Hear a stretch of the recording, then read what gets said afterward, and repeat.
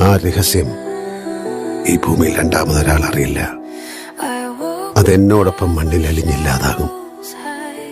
അതിലാണ് നിങ്ങളുടെ സുരക്ഷ.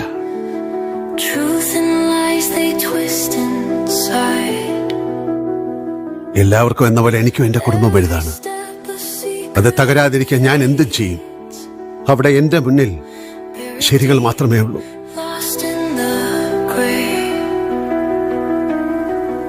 ഈ നിമിഷം മുതൽ നമ്മുടെ അടുത്ത വരവിനെ പ്രതിരോധിക്കാനുള്ള തയ്യാറെടുപ്പിലാണ്.